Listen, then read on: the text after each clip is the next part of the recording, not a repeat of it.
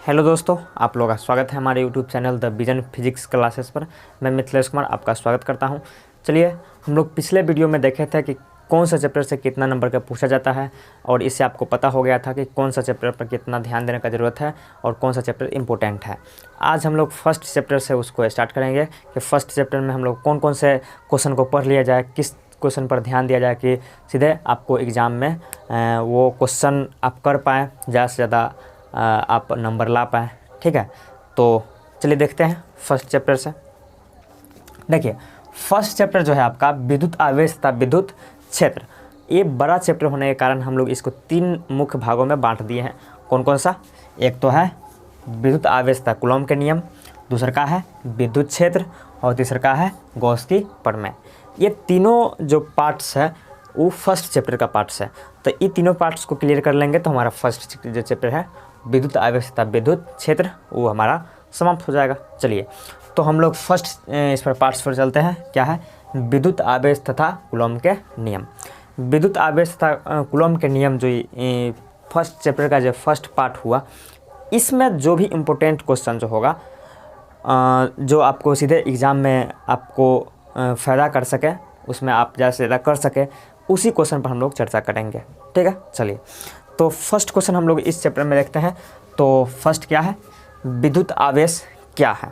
चलिए इसको समझ लेते हैं कि विद्युत आवेश होता क्या है। विद्युत आवेश समझने से होगा क्या कि इससे संबंधित बहुत सारे जो क्वेश्चन आएगा उसको आप अच्छे तरह से समझ पाएंगे। चलिए, विद्युत आवेश क्या होता है? किसी वस्तु का वह गुण, ठीक है, किसी वस्तु का वह गुण जिसके कारण वो क्या करे, अपने आसपास के वस्तुओं को अपनी ओर क्या करे, आकर्षित करे। तो हम लोग बोलेंगे कि वो वस्तु में कौन सा गुण है, तो विद्युत आवेश का गुण आ गया है, वो विद्युत आवेश की तरह व्यवहार करने लगा है, वो विद्युत आवेश बन गया है। जैसे आप पेन को क्या करते हैं, जब जो बाल में तेल या नमी टाइप का जो होता है, तेल लगा हुआ होता है, तो उसको आप बाल में रगड़ते हैं तो क्या करता है, ये अपने आसपास के जो कागज़ का जो टुकड़ा होता है उसको क्या करता है, आकर्षित करता है। तो क्यों आकर्षित करता है? क्योंकि जो कलम में जो है आपका क्या आ जाता है, विद्युत आवेश चले आता है। विद्युत आवेश चले आने के कारण क्या होता है, ये आसपास के वस्तु को आकर्षित करने लगता है। आपने सुना होगा जो वायर जो होता है, इलेक्ट्रिक वायर जो होता है, 11,000 जिसमें करंट बहता है, 33,000 सुने होंगे। तो ये सब सुने होगा कि ये आदमी को भी खींच लेता है। तो आदमी को खींच लेता है, कैसे खींच लेता है? सही बात है, खींच लेता है, क्योंकि वो इलेक्ट्रिक करंट वाला वायर होता है। उसमें जो होता है इलेक्ट्रिक करंट होता है, वो अपने आसपास की जो भी वस्तु है उसको अपनी ओर खींचना चाहेगा। ठीक है, तो खींच लेगा। जितना ज़्यादा उसमें आवेश का मान होगा या विद्युत आवेश का मान होगा, उतना ज़्यादा वो तेज़ी से खींचेगा। चलिए, तो विद्युत आवेश समझ गया कि क्या होता है। चलिए, तो इसका परिभाषा देख सकते हैं। किसी वस्तु का वह गुण जिसके कारण वो अपने निकट स्थित किसी वस्तु को अपनी ओर आकर्षित करता है, उसे विद्युत आवेश कहते हैं। इसे कैपिटल क्यू या स्मॉल क्यू से सूचित किया जाता है। चलिए, तो यहाँ तक तो हम लोग विद्युत आवेश क्या है वो समझ गए। चलिए, विद्युत आवेश कितने प्रकार के होते हैं? तब विद्युत आवेश होते हैं 2 प्रकार के होते हैं, धनावेश और ऋणावेश। तो एग्जाम व्यू से ही हमको ज़्यादा इंपॉर्टेंट नहीं लग रहा है, तो इस पर हम लोग ज़्यादा चर्चा नहीं करेंगे। ठीक है, तो आगे बढ़ते हैं। अब विद्युत आवेश से संबंधित बहुत सारे जो ऑब्जेक्टिव का पॉइंट्स होता है वो आपको एग्जाम में पूछ लिए जाते हैं। तो उसका ऑब्जेक्टिव का पॉइंट्स देख लेते हैं क्या क्या हो सकता है। आपसे पूछा जा सकता है कि विद्युत आवेश का सूत्र क्या होता है। तो आपको याद होना चाहिए कि जब विद्युत आवेश को क्यू से सूत्र करते हैं, स्मॉल क्यू या कैपिटल क्यू। क्यू बराबर होता है आई इंटू टी होता है। तो विद्युत आवेश से हो गया आई इंटू टी हो गया। आपसे पूछा जा सकता है कि विद्युत आवेश का एसआई मात्रक क्या होता है। तो आप लिख सकते हैं क्या, एसआई यूनिट किसका, विद्युत आवेश का। तो हम लोग आपको सूत्र मालूम हो जाता है तो हम लोग उसका जो है एसआई यूनिट और डायमेंशन आसानी तरह से निकाल लेते हैं। आप लोगों को पिछले सीरीज में सिखाया गया है ये सब। तो आई जो है विद्युत धारा है, तो विद्युत धारा के एम्पियर गुणे टी क्या है, समय है, तो समय के लिए क्या, सेकेंड, यानी कि एम्पियर सेकेंड। चलिए, इसके साथ साथ आपको एक और बताया गया है कि एम्पियर सेकेंड के साथ साथ एक कूलॉम भी होता है विद्युत आवेश का एसआई मात्रक। तो इसको भी याद रखना है, एम्पियर सेकेंड और कूलॉम दोनों होता है विद्युत आवेश का एसआई मात्रक। चलिए, आपसे पूछा जा सकता है कि विद्युत आवेश का सीजीएस मात्रक क्या होता है। तो सीजीएस मात्रक में आप याद रखिएगा कि विद्युत आवेश का जो सीजीएस यूनिट होता है वो होता है stat coulomb. Stat coulomb, coulomb इसको शॉर्ट में ESU बोल दिया जाता है। ठीक है, तो आप इसको याद रखिएगा कि विद्युत आवेश का जो सीजीएस मात्रक होता है वो स्टेट कूलम होता है।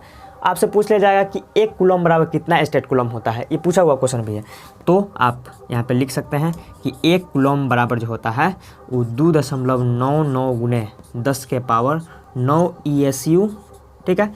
लगभग ये आपको इसको लिख सकते हैं 3 गुने 10 के पावर 9 ESU के बराबर होता है, स्टेट कूलम के बराबर होता है। 1 कूलम जो होता है लगभग 3 गुने 10 के पावर 9 ESU यानी कि स्टेट कूलम के बराबर होता है।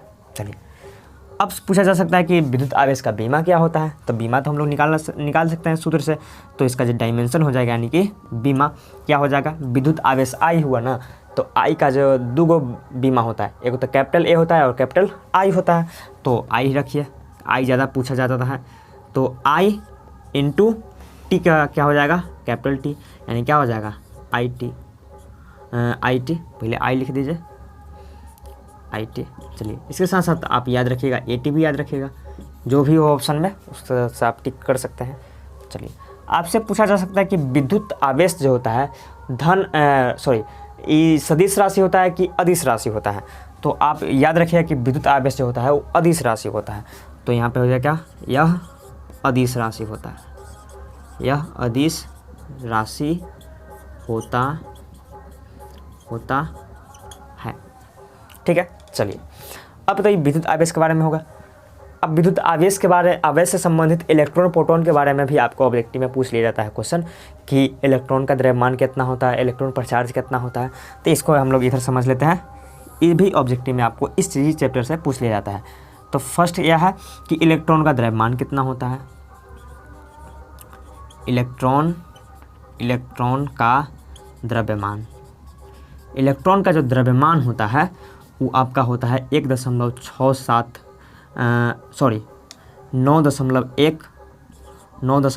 गुने 10 के पावर माइनस 31 kg, ठीक है। चलिए, और इलेक्ट्रॉन पर जो आवेश होता है, इलेक्ट्रॉन पर आवेश, इसको याद रखिएगा,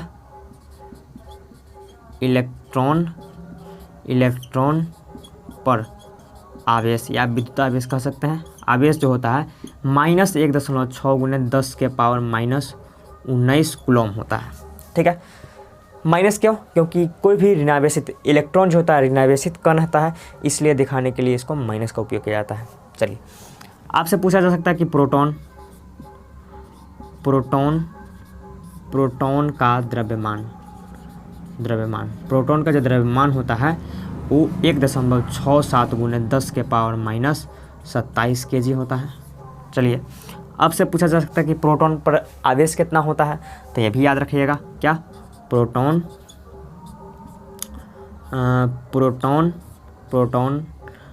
पर आवेश जो होता है वो होता है +1.6 गुने 10 के पावर -19 कूलम, ठीक है। इलेक्ट्रॉन और प्रोटॉन दोनों पर आवेश जो होता है बराबर होते हैं।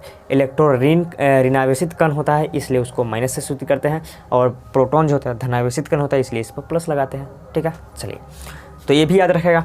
कभी कभी आपसे पूछ लिया जाता है, पूछा हुआ क्वेश्चन यही है कि जब किसी वस्तु को ऋणावेशित करते हैं तो उसका द्रव्यमान क्या होगा, बढ़ेगा या घटेगा। तो आप समझ लीजिए कि कोई वस्तु को आवेशित करने का मतलब क्या होता है। किसी वस्तु को जब आवेशित करते हैं इसका अर्थ क्या हुआ। आवेशित करने का अर्थ होता है कि आप उस पर कहीं से ना कहीं से इलेक्ट्रॉन या तो दिए हैं या उस से इलेक्ट्रॉन निकाले हैं। आवेशित करने का यही अर्थ होता है।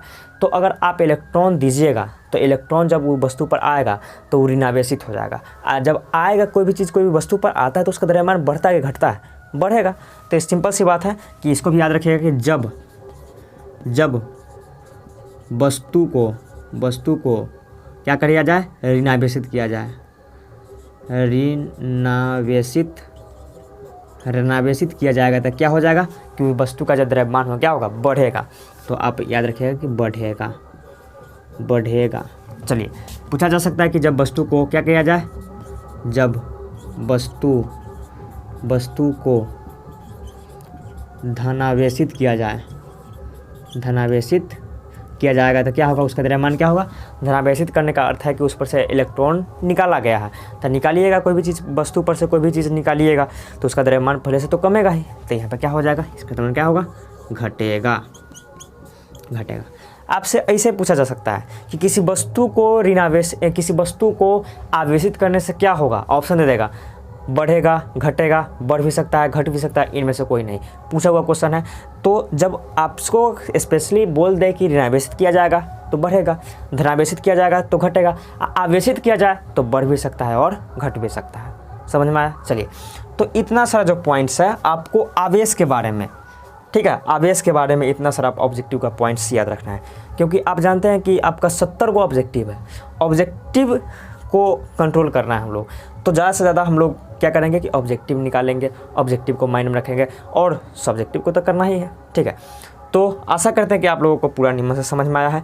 इस सब जो ऑब्जेक्टिव है इसको क्या करिएगा, एक बार जिस तरह से हम लोग लिखे हैं उस तरह से आप लोग भी लिख कर देखिएगा, बस लिख के देखिएगा। और उसके साथ साथ जब जैसे ये चैप्टर ख़त्म होगा उसके बाद हम लोग इसका ऑब्जेक्टिव का प्रैक्टिस लाएंगे। जो भी विगत वर्षों में पूछा हुआ क्वेश्चन है उसका हम लोग खुद साथ में करेंगे, आप लोग खुद बनाइएगा, ठीक है। चलिए, तो आज के लिए इतना ही। आप लोग इसको क्या करिएगा, याद कर लीजिएगा, ठीक है। मिलते हैं फिर अगले क्लास में, तब तक के लिए धन्यवाद।